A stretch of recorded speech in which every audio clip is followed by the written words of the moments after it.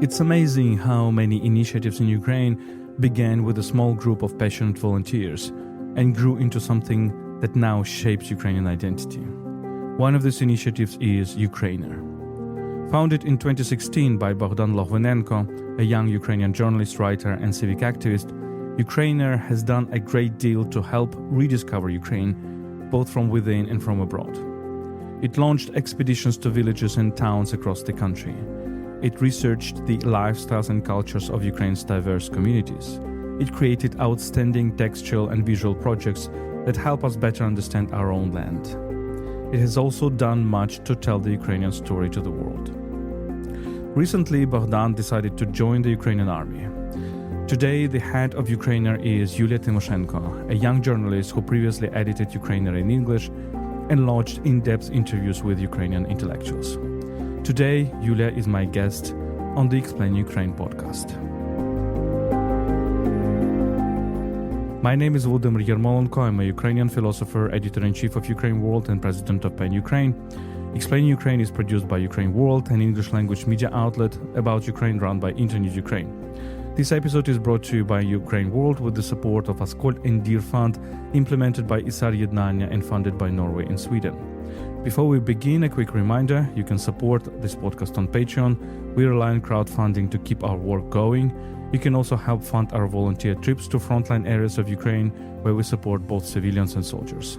All relevant links are in the episode description. So let's begin.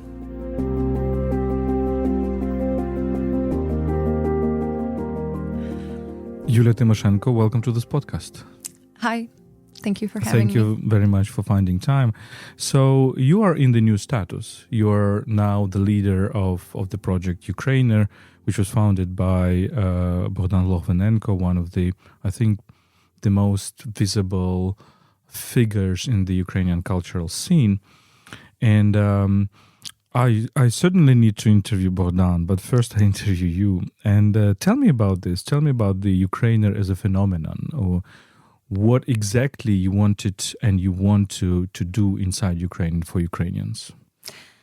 That's such a big question to start with. And I think the best I can do is to start with my own kind of story of how I found out about Ukrainer, because I think it brings us back to the time post Maidan Revolution, 2014-15. I was just a teenager at the time. Obviously, I was watching what was happening, and that made a huge impact on me, on my identity at that time. I sort of understood a lot of the things that my parents would tell me about the history of our family line and how they were going through these difficult times in Soviet Unions and fight for freedom and all of that. And suddenly I can watch it on TV. And my dad was also participating in some of the days of the protests because we live just an hour away from Kyiv. And I remember that there weren't much of just content about Ukraine on social media at that time, and social media was still kind of a new thing. And a year after that, in 2015-16, I actually went to the United States, and I was an exchange student there. As an exchange student, you need to show a presentation once in 3 months in your class to explain what your country is and what Ukraine is. And I remember researching just, pretty pictures, nice kind of, videos that could really grab the attention of American kids who know nothing. And they were asking me whether Ukraine has McDonald's and questions like that. And it was really difficult to find. There were some pictures, but there were kind of everyone already seen them, pictures of Kyiv, and that's it. There weren't much that would uncover other parts of Ukraine. And then I came back to Ukraine after my exchange year in 2016, and I started seeing this thing from Ukrainer, this, expedition media. I wasn't sure what it was at the time, but I started seeing these beautiful videos on YouTube that would share stories of people in this really, really captivating documentary style, but also they had these informational videos that would show different parts of Ukraine from bird's eye view. And then I think this is how a lot of people in Ukraine know it, because then they partnered with Ukrai, which is the train company in Ukraine, the only one. And those videos still can be seen on the intercity trains, the fast trains that go from different cities. And they went sort of viral with this kind of content that was showing unexplored places of Ukraine. And this was the philosophy of Bogdan from the start. He came back from Indonesia and he spent several years traveling around the world. He spent a couple of years in Indonesia, and he realized that, first of all, it was very difficult for him to tell what Ukraine is when he was away. And when you travel in, like, you know, a country that's based on islands, you come from island to an island and you see how little people know about their own country, although those islands are not that far. And Ukraine is not an island country. But despite that, I think because of our history of how the Russian Empire, Soviet Union tried to erase this idea of like kind of national pride, of loving your country, of wanting to explore your country. There was a lot of this inferiority complex that was installed in Ukrainians. You almost had the same thing in Ukraine, where a person like me from Kyiv region would have no idea about somebody from Bukovina or Halachina and how they grew up, what are their favorite places, what kind of culture they have. And obviously there were a lot of talks about East and West at that time, and still there is. But it's not only about those two places. It's about just the whole country not having those kind of connections. And what you can do is to show them sort of through travel videos, through expedition that Ukrainier began in 2016, and they planned to have it only for 2 years and just write and publish a book based on that, and to have it as like a kind of like a full picture of different parts of Ukraine, key stories, key places. And as we all know, there's nothing more permanent than temporary. Those 2 years now turned into 9, and next year we're going to turn 10. And from this kind of volunteer project, we grown into a media organization. And I think it's important to say that it all started as a volunteer project. I think for a couple years, the team was working completely based on their own enthusiasm, and because there were enough people who saw why this is important, who saw that nobody has ever done something like this, nobody has ever had this kind of really encapsulating expedition that would document all parts of Ukraine that were available at that time, because already, unfortunately, some parts of Ukraine were occupied.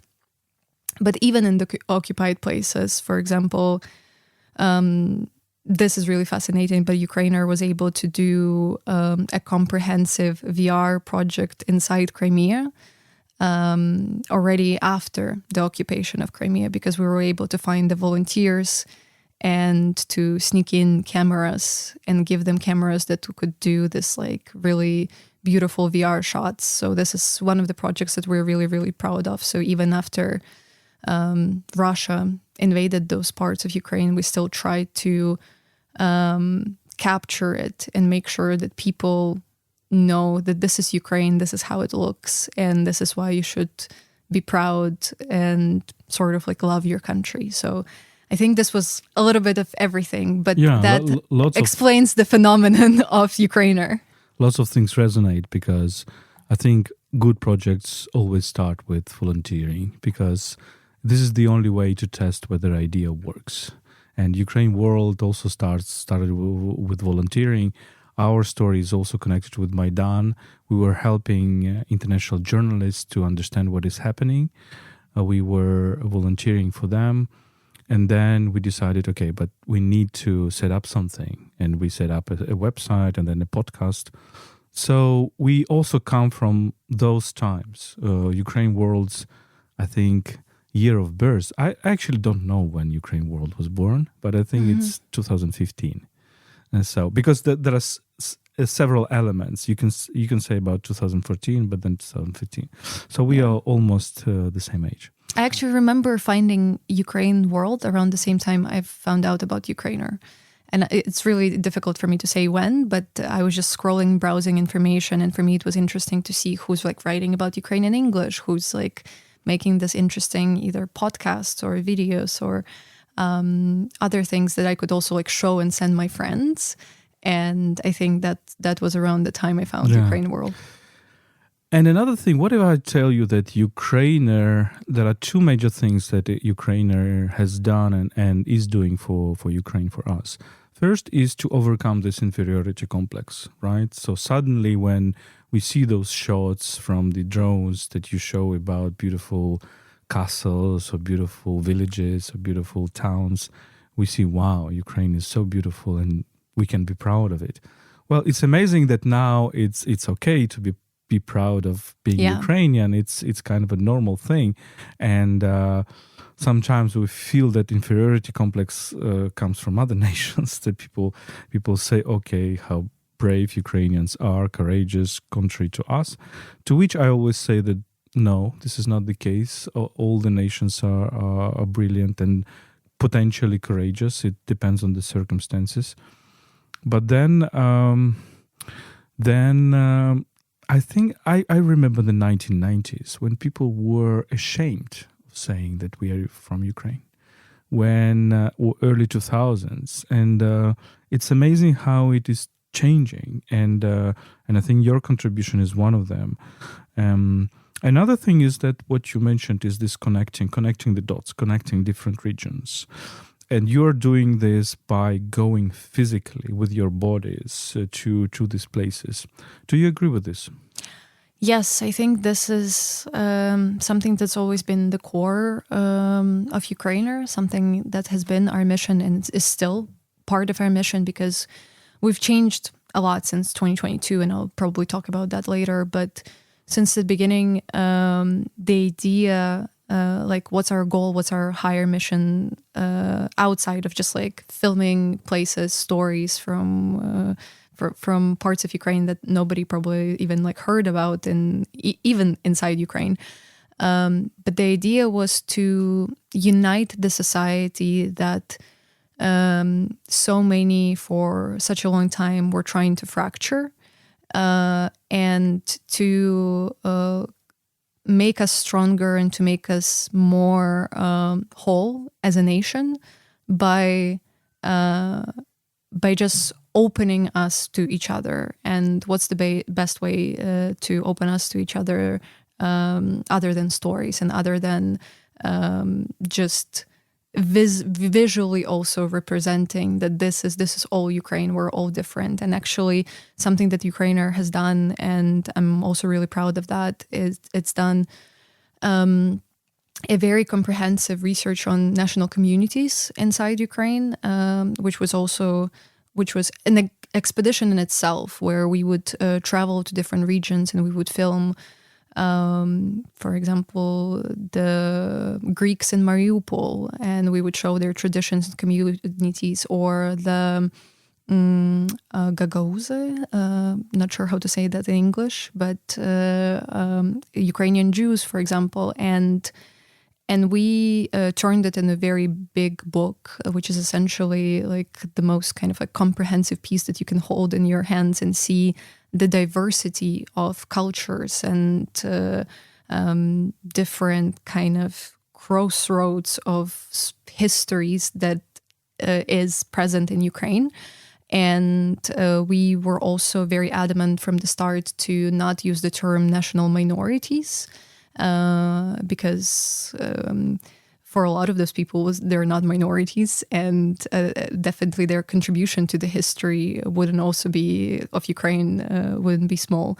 So we really tried to popularize the term national communities. And we were really happy to see that in 2021, when Ukraine officially passed the law about indigenous people in Ukraine and national communities, they've used the word community, not minority, as it is in a lot of other countries. And then the war came, the full-scale war, 2022.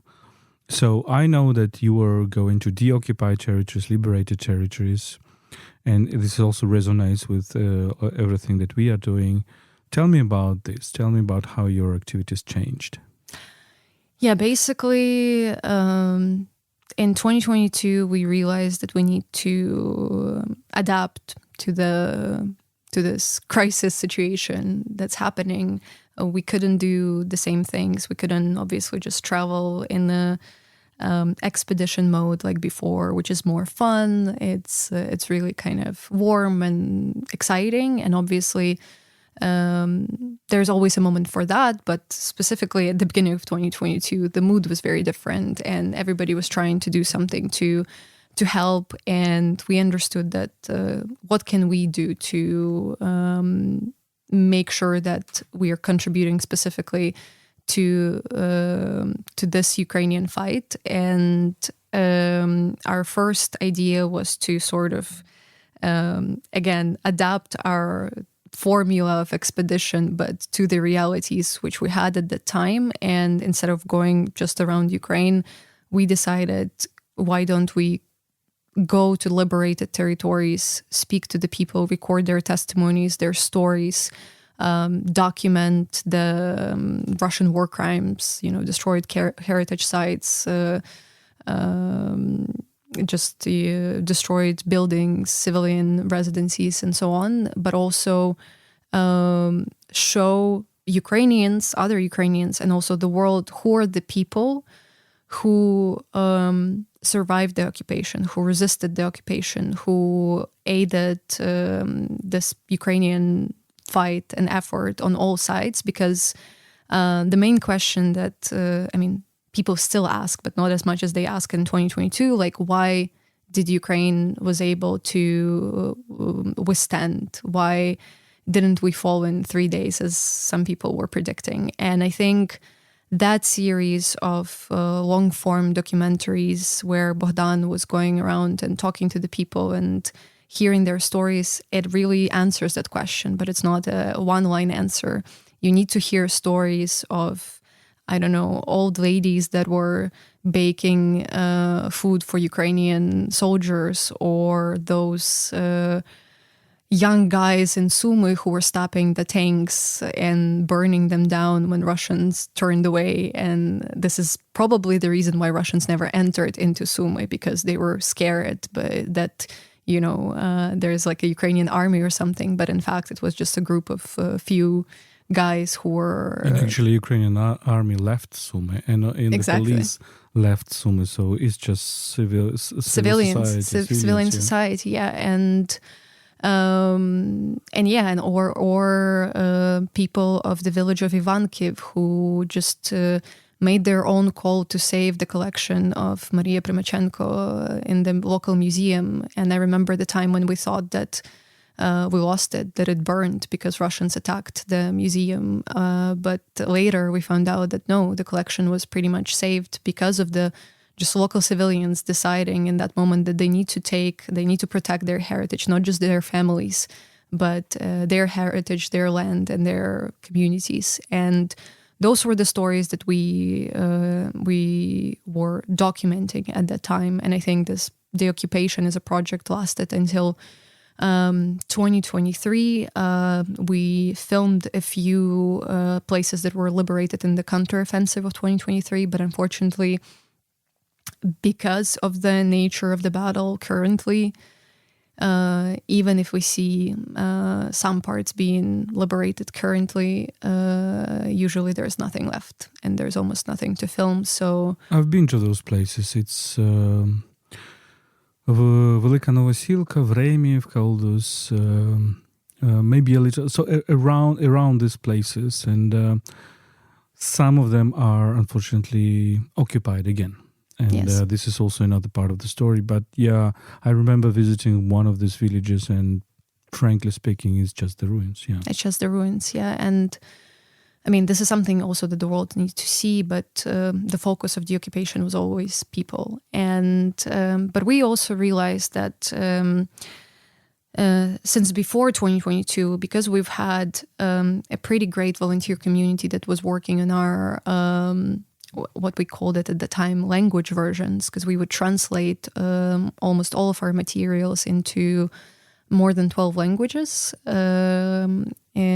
We realized that we can also sort of mobilize that community and work with them on fighting disinformation and Russian propaganda and highlighting obviously what's going on in Ukraine and translating it and using all of our channels to spread that information so the world sees what's happening. And I think a lot of our efforts went into that side of work, and that's how I joined Ukrainier as well. I joined to edit their materials in English at the start, and Bogdan, because I was doing my own kind of like activist social media stuff, and Bogdan reached out to me and asked me to come in.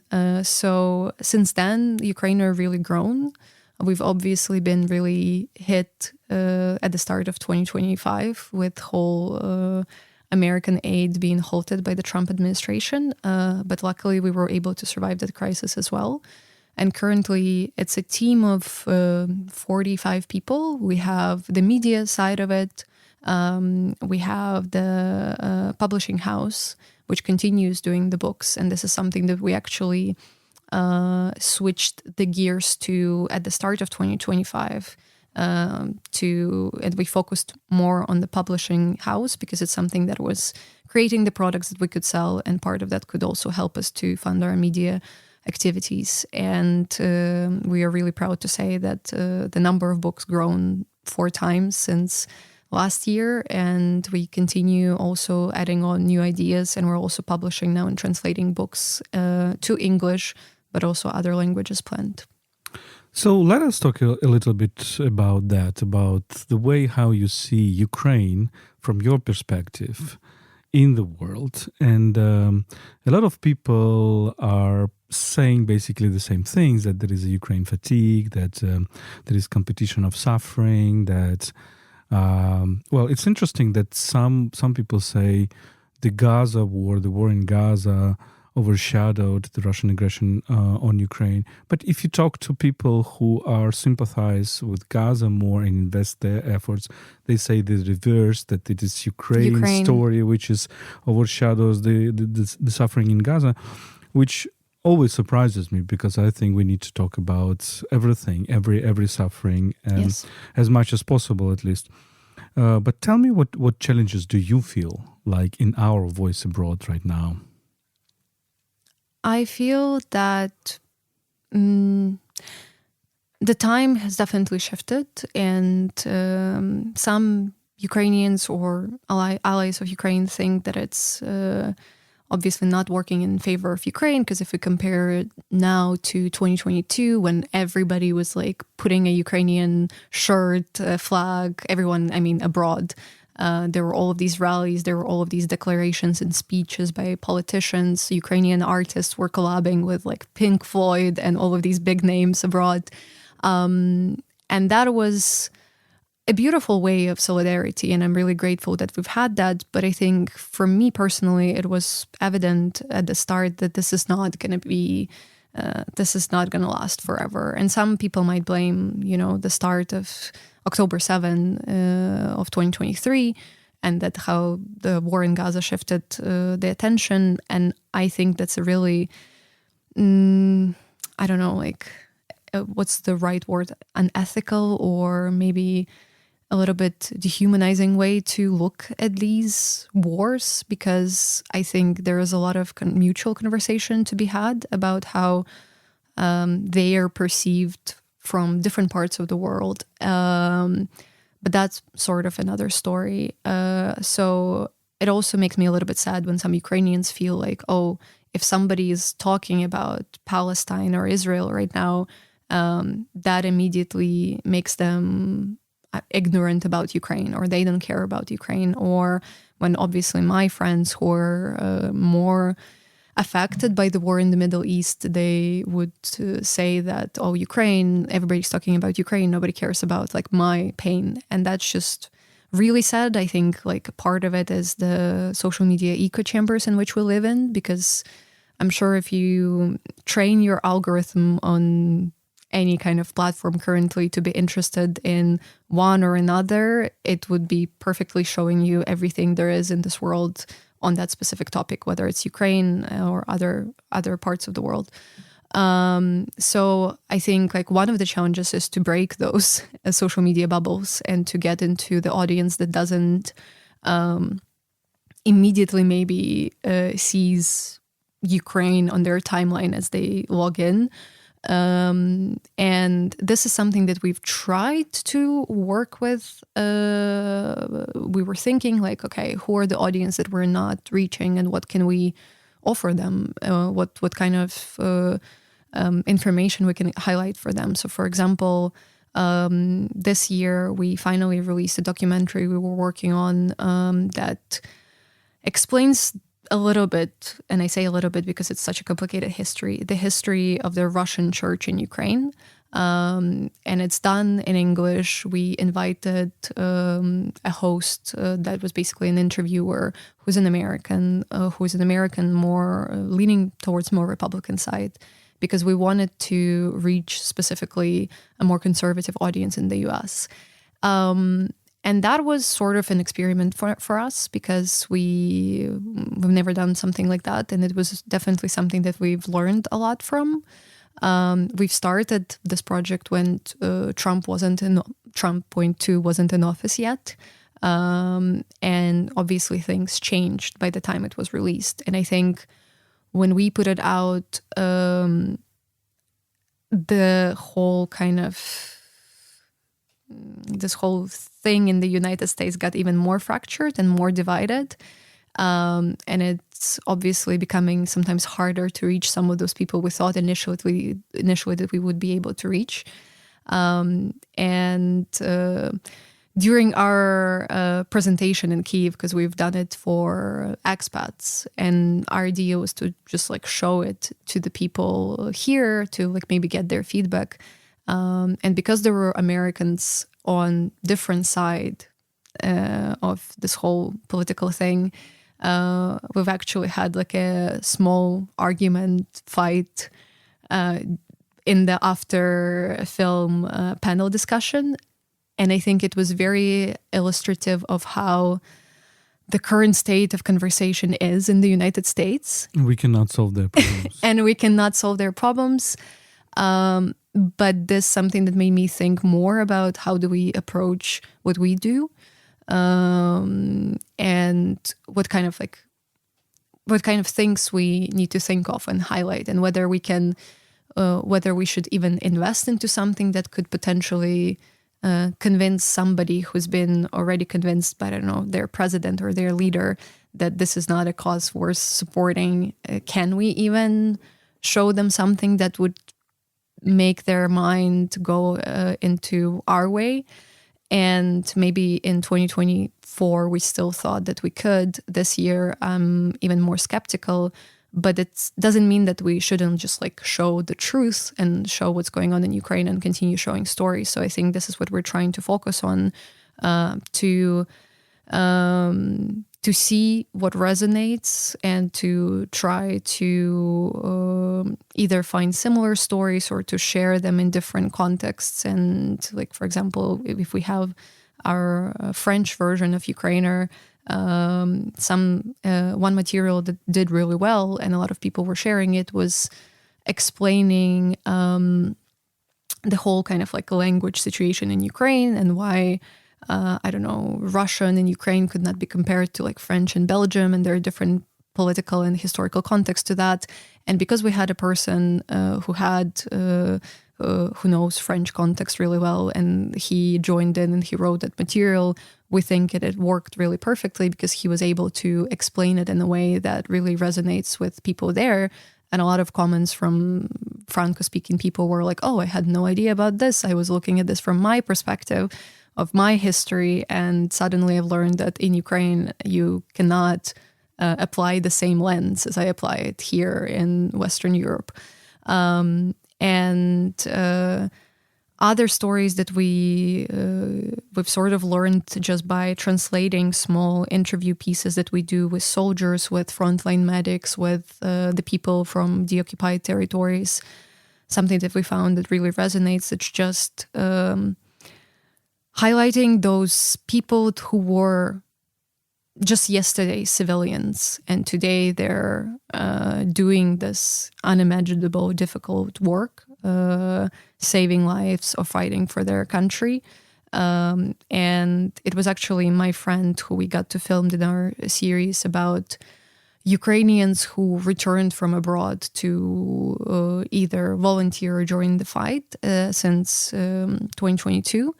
And I have a really good friend of mine who also studied in the States. She was working on the Wall Street. She was dreaming of building this career in New York. And when Russia fully invaded Ukraine, she just realized that she cannot stay there. And she since then joined Hospitaliers as a medic. And her clip where she just shares about that and where she talks about getting into master's program at Harvard, but deferring it until the war is over, essentially. I think that was something that really spoke deeply to the minds and hearts of a lot of people abroad, because a lot of young people could just relate to that experience in some way, or at least ask themselves, would I do something like this too? So this is something, and I've switched from talking about challenges, but to the stories that do work for us. But I think the challenge is sometimes to try to understand what can work today. And another thing that we realized that something that a lot of Ukrainians do is they center Ukraine as this like kind of main thing in their speeches, articles, I don't know, publications, other things. And if you just bring it like that to people from abroad, like it's really unlikely that that their attention would be grabbed just by like Ukraine in the title. It's not that time anymore. But something that we as Ukrainians can offer, and I know that you talk a lot about that on this podcast too, is this new view on the world, and I think that's really sounds like UkraineWorld, and our contribution to the whole decolonization conversation, to understanding the modern day imperialism and what it means, to understanding the modern threats to democracy and human rights and other things. I think Ukraine has a lot to say, and it's learning a lot by dealing with those challenges every day. And if we join these conversations with people from outside, not as the people who say like, look at this, look at us, we're the only thing you should care about, but we come in on equal terms and show this agency and come to the conversation with our perspective, that's where it can really, in my opinion, and kind of like in Ukrainer's opinion, work well. So we are thinking how to maybe speak more about the world in our materials, and to do the same even for Ukrainians for our Ukrainian-speaking content. We integrate more and more stories from abroad. And almost always there is an angle that relates the story back to Ukraine, because we know how deeply interconnected everything is. If there are protests in Nepal, for example, what does it show about social media, how it can be mobilized, and kind of how people can fight for democracy in their ways. If there is a story about, I don't know, Iran that we need to know, we know how much that is connected directly to Russia and then to us through that. So those are the things we also want to sort of now bring back from the outside world to Ukrainians too, because we want it to be a more equal conversation rather than just a place where you just learned about Ukraine. I guess Ukrainer at this point is also aiming to be the place where you learn about Ukraine in the world and the world sort of through Ukrainian perspective too. That's very resonates with me. It's interesting how I think we need really to be very self-critical. And self-critical, I mean the way how Ukrainians we tell our story. And if we are not self-critical, we will just be not heard. I think that initially Ukrainians were thinking, okay, we just give facts. And we give facts and everything will be fine. We just say facts and we say Russia is lying and here are the facts and everything will be fine. Then we understood it doesn't work. Then we started thinking, okay, let's go deeper. Let's spread the narrative. So I was always very angry with this word, but still it was kind of in people's mind. Let's spread the Ukrainian narrative. I mean, people are not happy when somebody spreads on them their narrative. Right? It sounds really forcible. Yeah, exactly. And I think this is time for us. This is a challenge. Yes, everybody, the attention is going down, but our existential war continues. So I do think that combining these perspectives and talking with the other in order to understand the other. And when I'm talking to foreigners, for example, I spend much more time, or even at least equal amount of time to hear what they're saying about their countries, because in this sense I can understand where there are elements that we can fit together. And for example, decolonization is a great topic. We want to convince everybody that Russia is a horrible empire, and this is good. But sometimes we do not want to understand that other empires were also horrible. And there are still ramifications of their horrible acts today. And if in some parts of the world people consider America or France or Britain as horrible empires, it should not shock us. We should try to understand it rather than say, you don't understand anything. We will tell you about how many people were sent to Gulag.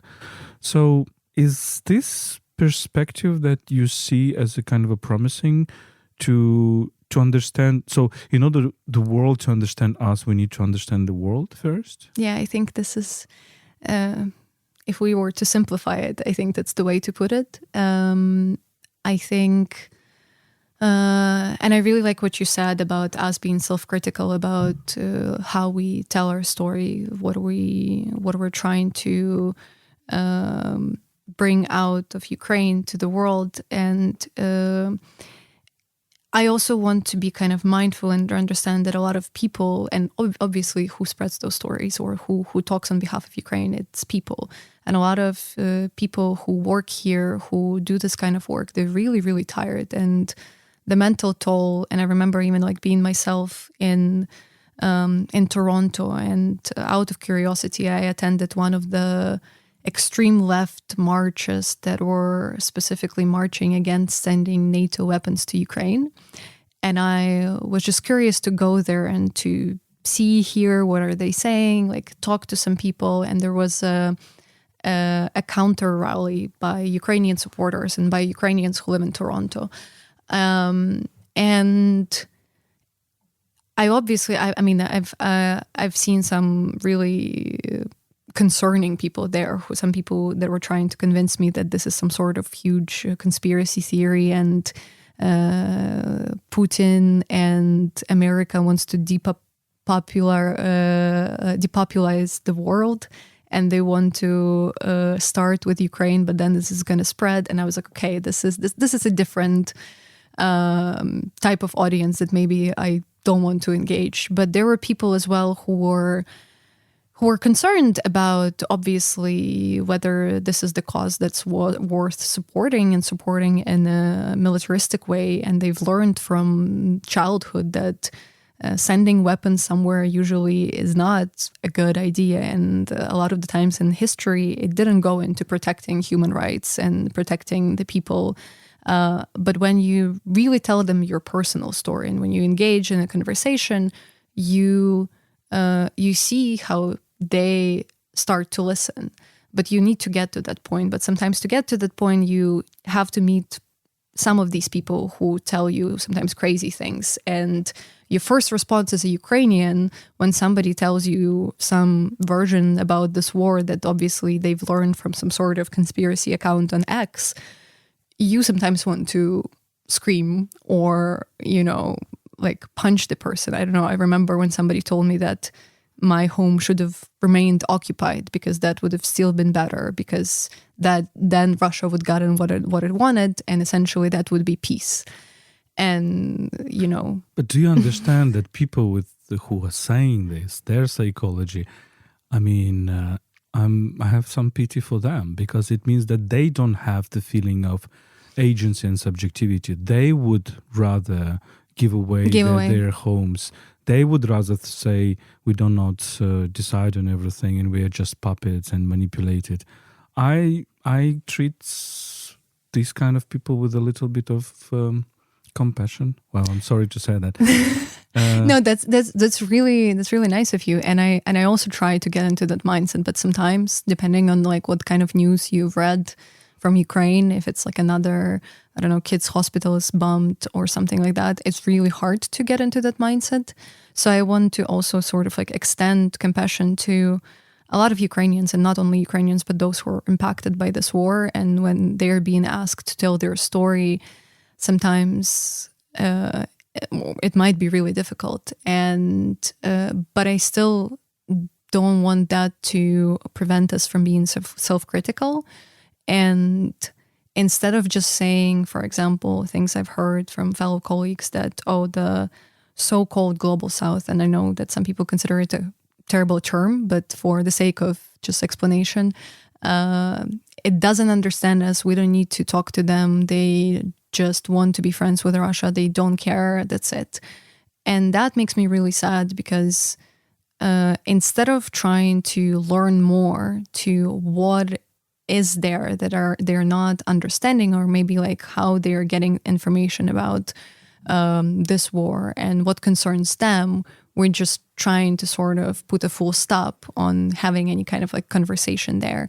And I think this is how we essentially lose this fight. Yeah. I find people from all parts of the world, our conversations are fascinating. So on this podcast, we had conversations with people from Argentina, with people from Brazil, with people from Colombia, with people from Mexico, from South Africa, from India, from a lot of places. And there were, and much more. And they were very, very fascinating, because I actually find myself very interested in a conversation where we disagree. And I think this is also our problem, a Ukrainian problem, is that we sometimes try to preach, and to convert people. And this is very good, because we understand that our cause is just. And I think we need to go with this way. But sometimes, or maybe very often, we need to agree to disagree and understand that, we build understanding, sympathy, but there are some, spots that we will just disagree upon. What do you think? I think those conversations where you respectfully disagree, and when it comes to, and a lot of those conversations come to our own history and the differences in those histories, and how it shapes our understanding of things together. But you also get to learn the most from those types of conversation. Even if you come in with the goal, I need to convince this person, you don't convince this person. And I try to almost like never come in with that goal, but sometimes I feel like we feel like we have to, because it's something so important. Like, you need to convince this person that the war is Ukraine is essential for the security of Europe, and whether Europe is going to be a thing in a couple of years or not. And you feel that it's wild that people don't understand that. But you come in and you learn something completely new. You learn the perspective. You learn maybe you learn something about your enemy, like Russia. You understand how they're getting to their minds, because you hear, like, I don't know, if somebody in South Africa that I met tells me about how they loved watching RT, and I had no idea that RT was actually a pretty popular channel in a lot of African countries. You start to you get to the information otherwise, to where you otherwise wouldn't get to in those types of conversations. But also you learn more about the human side and their own stories and perspectives. And this is something that helps me a lot to understand where to start, where I tell my stories about Ukraine. I've had the pleasure of living for a year in one of the most conservative states in the United States, in Louisiana. And when I returned there a year ago, I wanted to do some community engagements because a lot of people knew me as like an exchange student from Ukraine in the past.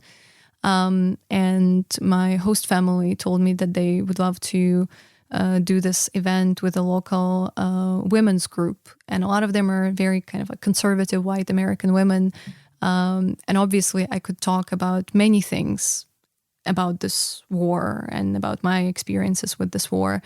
But because I have this knowledge of what resonates with them from just my experience there as a 16-year-old, I've shared stories about my local church in my village in Ukraine being destroyed by Russia, and the whole kind of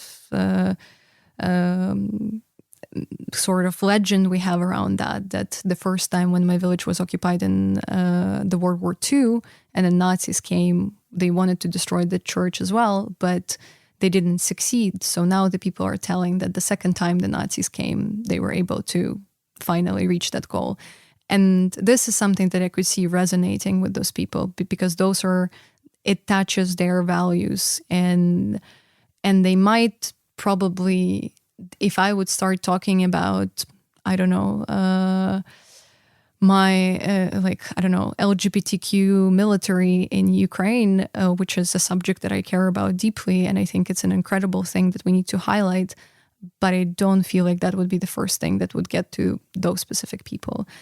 But this definitely touches more on more like advocacy, and I think there's a fine line between advocacy and journalistic work these days, and I think there's a general crisis of journalism around the world because oftentimes you don't see the line between those two, and your bloggers or social media influencers become suddenly journalists, and they call themselves journalists and they bring you information, but they don't follow any standards and so on. So I feel like sometimes here I talk about my personal kind of views and work, but there's obviously Ukrainier, and we obviously have our standards, our values, our kind of those things that keep us in line with our mission, but also just what we want to preserve as a media that wants to grow as a credible source, and especially a credible source for people from abroad, because we understand that as much as we try, and I don't know if you've thought about that with the name UkraineWorld, when you have a media or a podcast or a platform that has Ukraine in its name and you try to talk about something else, there's definitely going to be people who would come there with some sort of prejudice that, oh, this is not going to be a good source because it already has like a certain stance in the name. So it's kind of a challenge that we see as well. Yes, and it's a challenge that we need to take care about. It's amazing, and lots of other topics, but unfortunately we need to finish on this, and probably we will get another conversation soon to continue. Julia Tymoshenko, thank you so much for this conversation. Thank you so much.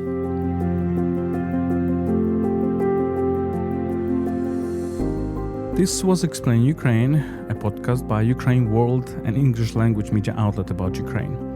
My name is Volodymyr Yermolenko. I'm a Ukrainian philosopher, editor-in-chief of UkraineWorld, and president of PEN Ukraine. My guest today was Julia Tymoshenko, head of Ukraíner, an amazing media and cultural initiative helping us to rediscover Ukraine. This episode was brought to you with the support of the Askold and Dir Fund, implemented by ISAR Ednannia and funded by Norway and Sweden. Let me remind you that you can support our work on Patreon. We rely on crowdfunding to keep our work going. You can also help us fund our volunteer trips to frontline areas of Ukraine, where we support both civilians and soldiers. All relevant links are in the episode description. Thank you for listening. Stay with us and stand with Ukraine.